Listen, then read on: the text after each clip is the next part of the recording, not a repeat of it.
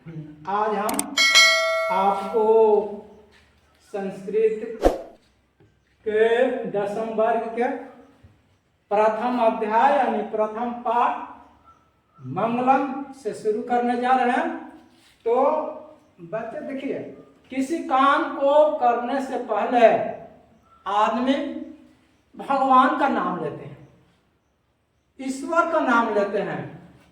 कारण कि हम लोग जो आज हम संस्कृत जो पढ़ने जा रहे हैं, यह जो है संस्कृत देव भाषा मानी गई है और यह प्राचीन भाषा है। उसी का रूपांतरित हिंदी आया है।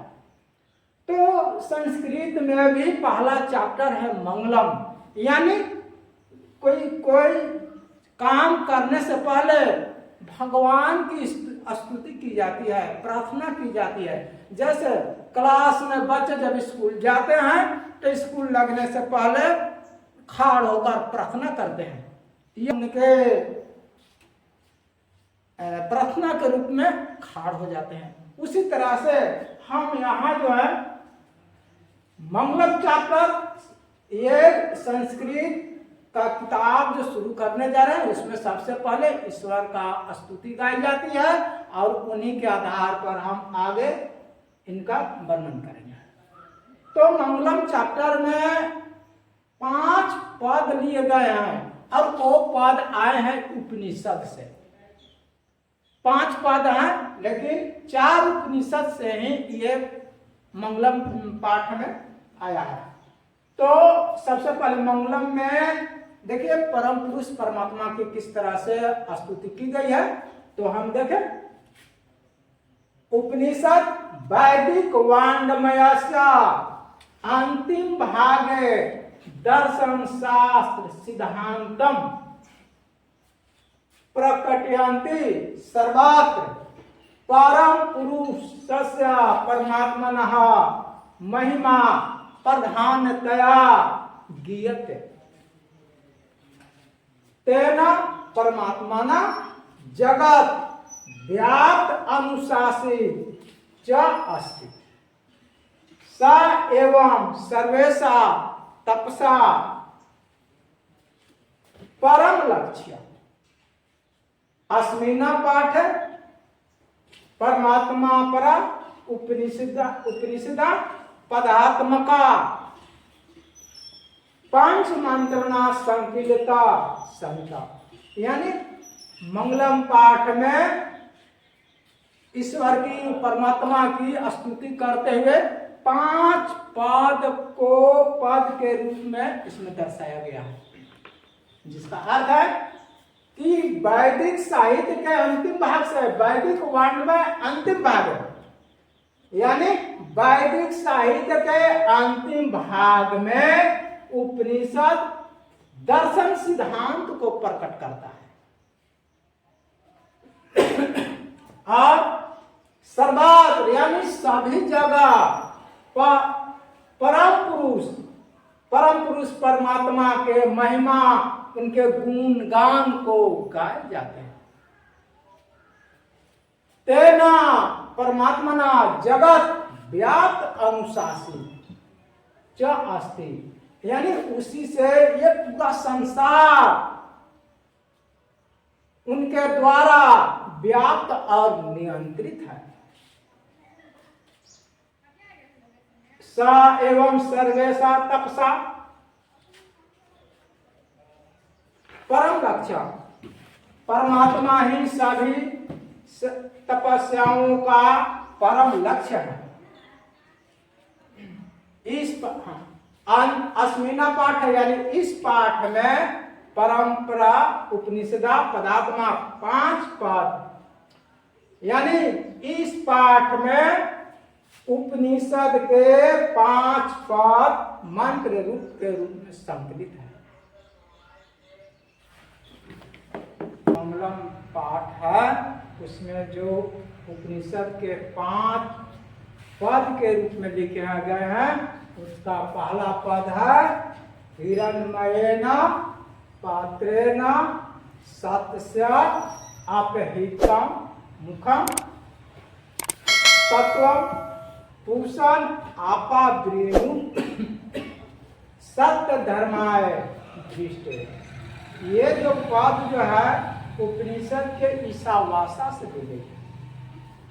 तो इस पद में हम देखते हैं कि हिरण्मयेन ये कर्म कारक तृतीय विभक्ति है जिसका, और यहाँ भी देखिए पात्रेण ये भी जो है कारक के तृतीय विभक्ति, यानी कर्म कारक में से पहचान चिन्ह है, उसके आधार पर ये दिए गए हैं।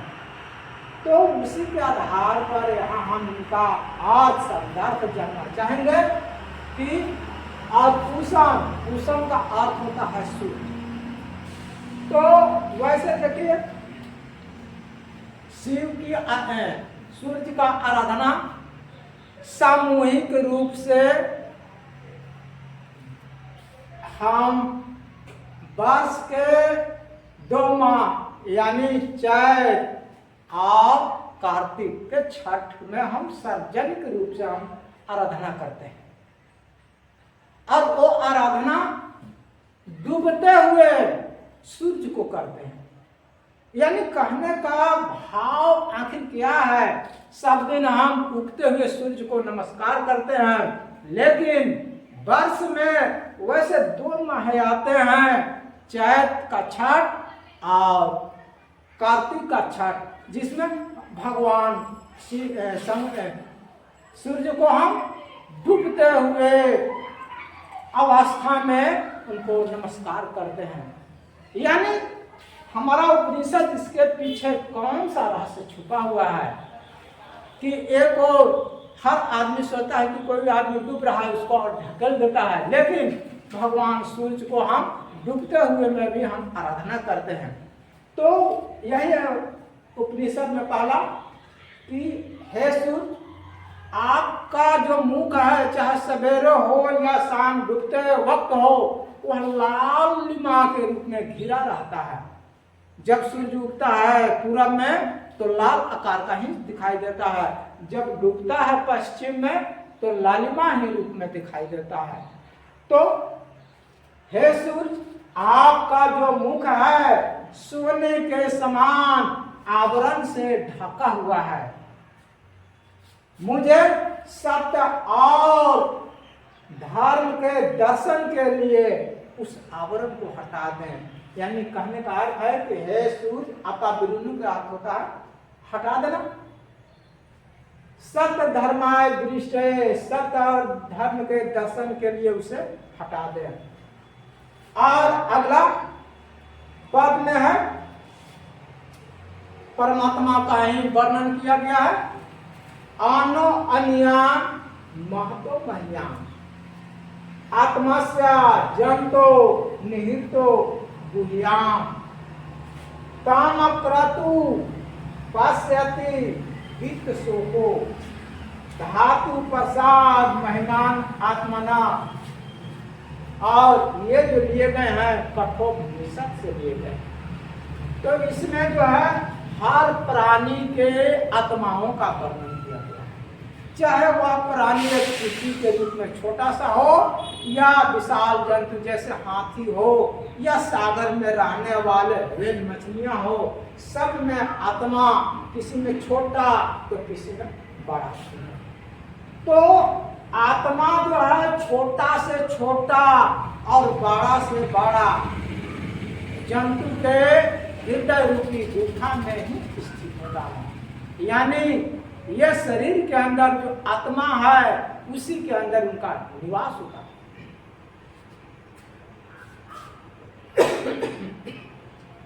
यानी प्राणी के हृदय में स्थित यह आत्मा छोटा से छोटा और बड़ा से बड़ा है। काम क्रतु पश्यति वित्त शोको। तो यानी जो निष्काम पुरुष है या साधु महात्मा है जिनका घर से चिंता नहीं है, वे घर छोड़ करके जंगल में या कहीं मंदिर मठों में अपना वो निवास करते हैं, उनको जो है इस सांसारिक मोह माया से अलग रहते हैं, उनको किसी तरह का सुख नहीं होता है। वो खुद कहते हैं कि मानव एक दिन जन्म लिया है तो खुद मरेंगे। उनको चिंता किस बात की है? खाली हाथे आए हैं और खाली हाथे ही लौट जाएंगे। उसी तरह से यहाँ भी है, निष्काम इंद्रिय पुरुष जो बिना काम लायक है, जो इंद्रिय विजय पुरुष है। इंद्रियां जो है सो मुख्य रूप से 5 कही गई है। जो व्यक्ति इंद्रियों पर विजय प्राप्त कर लेता है वह लगभग सभी चीजों को प्राप्त करता है। यानी कहने का अर्थ है कि इंद्रिया में कहा गया है आंख, नाक, कान, जिह्वा, यानी आंख को भी अपने बस में कर लेते हैं। जिह्वा जो सांप की तरह लुप लुप करती है, वह किसी के स्वाद लेने से भी मना कर लेते हैं। और कान जो है किसी के बात क्या बोलते हैं, क्या कहते हैं, उसको भी कान बंद कर लेते हैं, यानी किसी के बात को वह सुनना नहीं चाहते।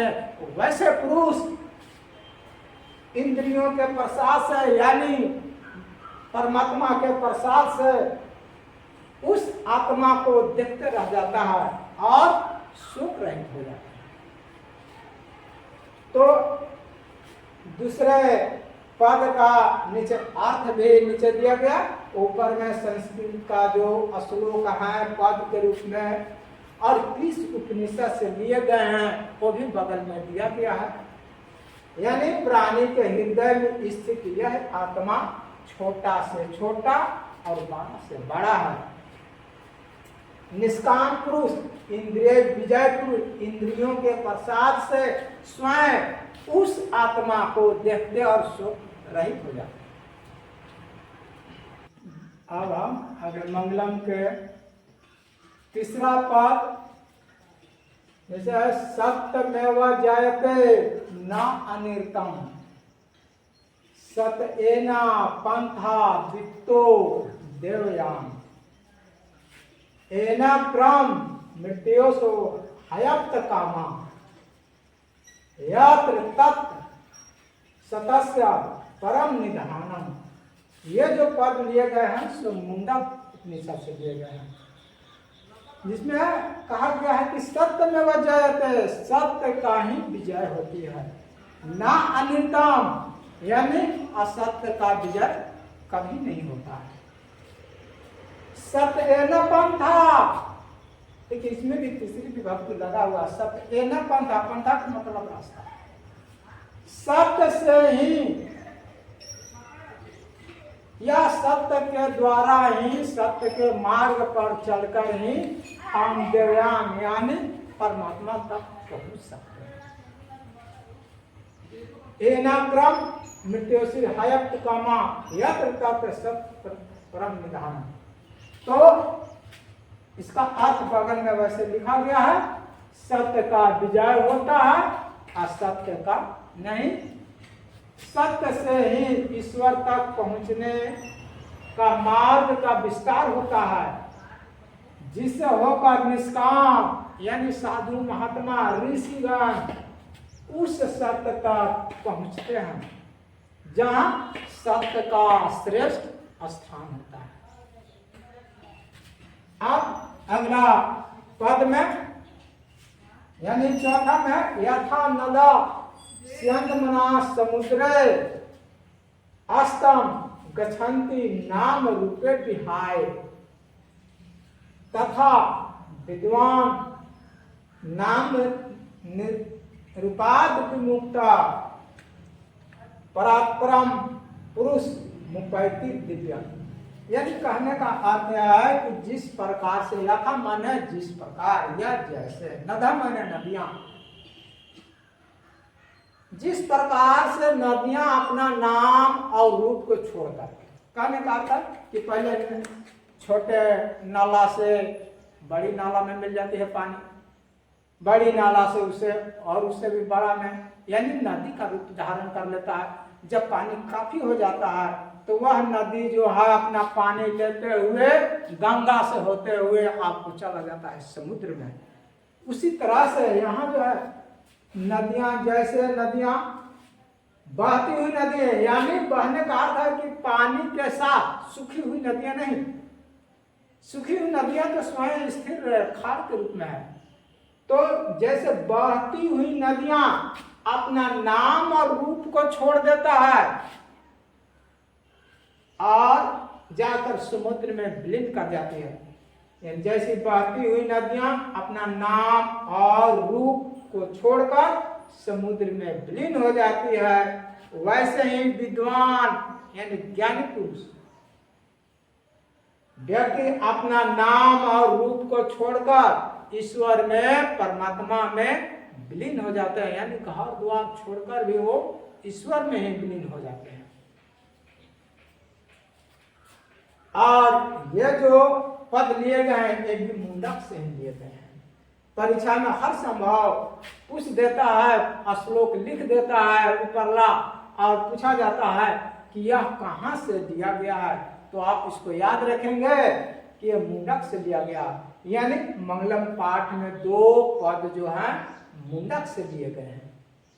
और अंतिम पद जो है विदाहमेतम पुरुष महंतम आदित्य वर्ण तमस प्रस्ताव ताम एवा विदित्वा मृत्युमयति न अन्य पंथा विधते अन्याय।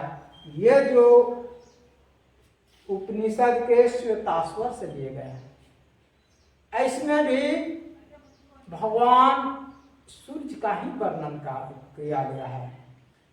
जैसे छठ वगैरह आता है तो उनके गीतों में, गुणगान में आदि शब्द का कहा जाता है।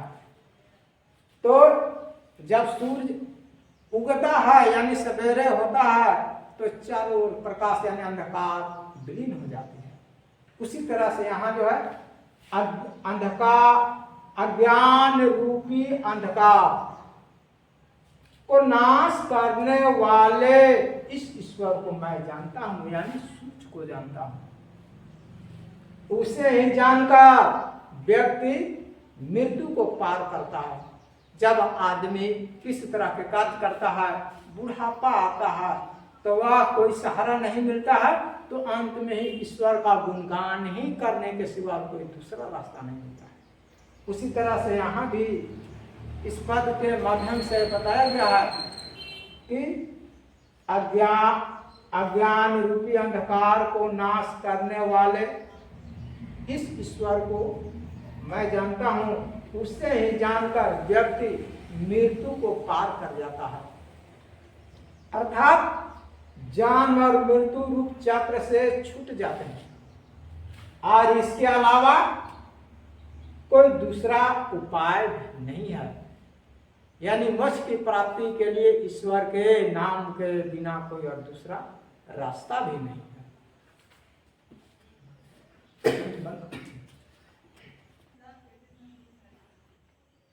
अब मंगलम पाठ के आधार पर कुछ प्रश्न और उनके उत्तर दिए गए हैं। जैसे पहला प्रश्न है, सत्य का मुख किससे ढका हुआ है?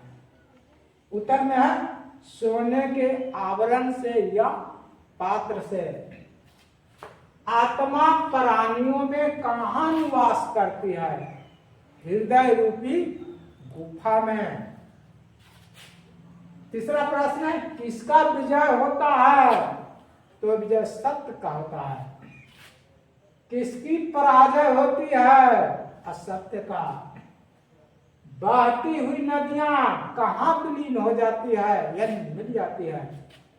वह समुद्र में। विद्वान या ज्ञानी पुरुष कहाँ विलीन हो जाते हैं? परमात्मा में। अब उसके आधार पर कुछ संस्कृत में प्रश्न है, उनका उत्तर हिरण्यना पात्रेना कस्य मुखम अपहितम। और ये जो प्रश्न है वार्षिक परीक्षाओं में इस वर्ष आया हुआ है, बगल में अंकित किया हुआ है। यानी सदस्य ये आया था 2011 के कंपार्टमेंटल में। महतो महायान का यानी किसको बड़ा से बड़ा कहा गया है, यानी ब्रह्म को कहा गया है, और ये आया था 2011 में। अनुयान का इसको भी ब्रह्म को ही कहा गया है।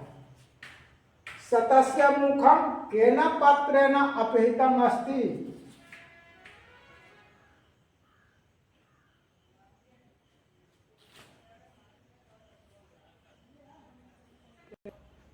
हाँ, तो अगला प्रश्न था सतस्य मुखम केन पात्रेण अपहृतम अस्ति, यानी सत्य का मुख किससे ढका हुआ था?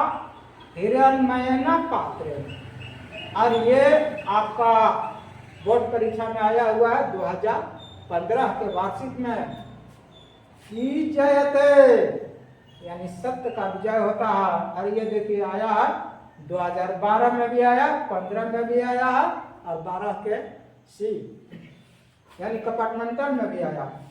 छठा प्रश्न है आपका, नदः के विहाय समुद्रे अस्तम गच्छन्ति, यानी नदियां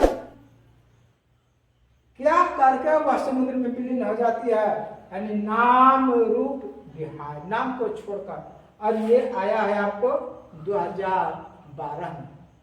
तो इस तरह से कुछ महत्वपूर्ण जो आया हुआ है प्रश्न वार्षिक परीक्षाओं में, उसको भी सम्मिलित किया गया है। इसे थोड़ा सा ध्यान से देखेंगे, अगले बार भी हो सकता है कि आ जाए।